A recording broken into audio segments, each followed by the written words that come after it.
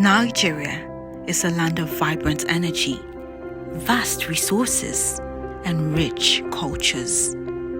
But a shadow falls over the intensity of our uniqueness. How do you explain that over 70% of Nigerians lack basic health insurance, as the Nigerian Health Watch revealed? This leaves almost 150 million people vulnerable to a harsh reality: the rising costs of medicines.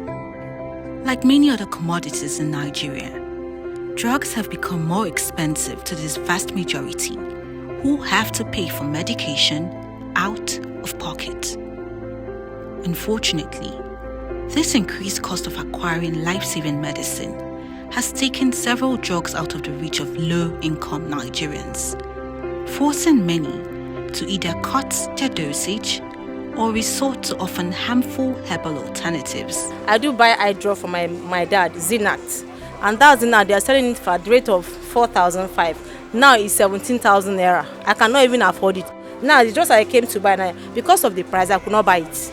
Because of the rate of the price, I could not buy it. So I had to go. I go empty and start not buying the drugs I came to buy.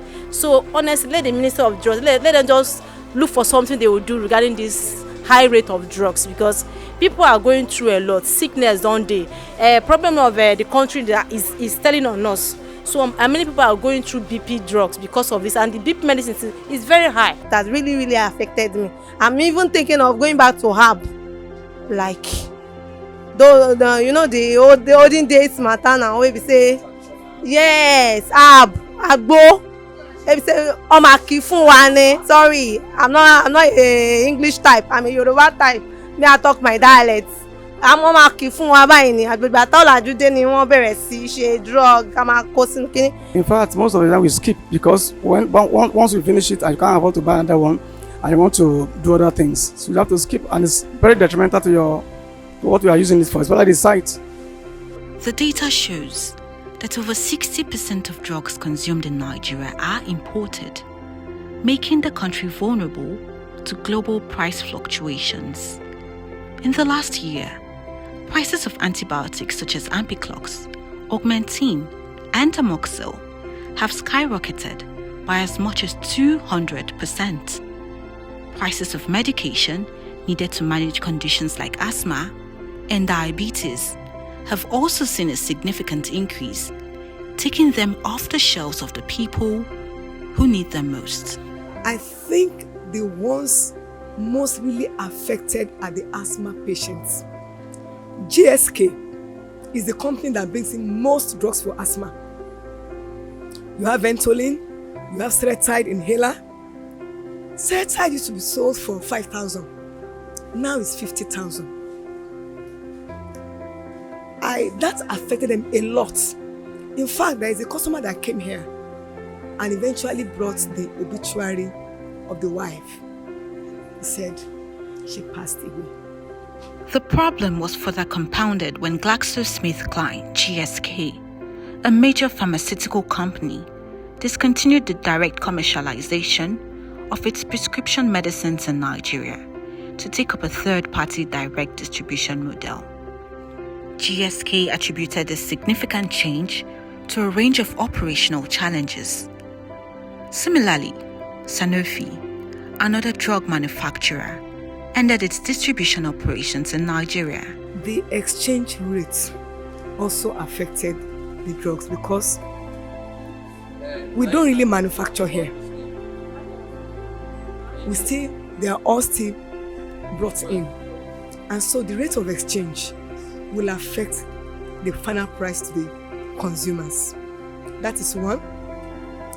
For us, it's not been easy because what I will buy with this box for probably 1 million, maybe about half of it now for the same price. I remember a colleague said, my staffs are stealing. I said they are not stealing. What your money could buy yesterday is not what it's buying today. The message I have for the federal government and then the regulatory agencies, whatever they can do to reduce the cost of energy for the manufacturers, and then of course the cost of importation, the import duties. And of course, the exchange rate. At least we are happy that one is coming down slowly, but we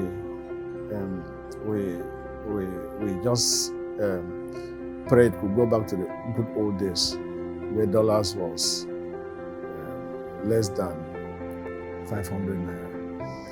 The day I was there, one mama, I did not know the mama. The mama said the drug that she's using is 1,050 naira.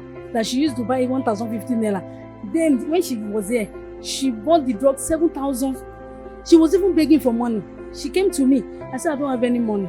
It's one man in front of me that went inside his car to go and bring money for that mama. And the drug is a must for that mama to use it. Okay, we have Silotrif. Silotrif 4 mg, 8 mg.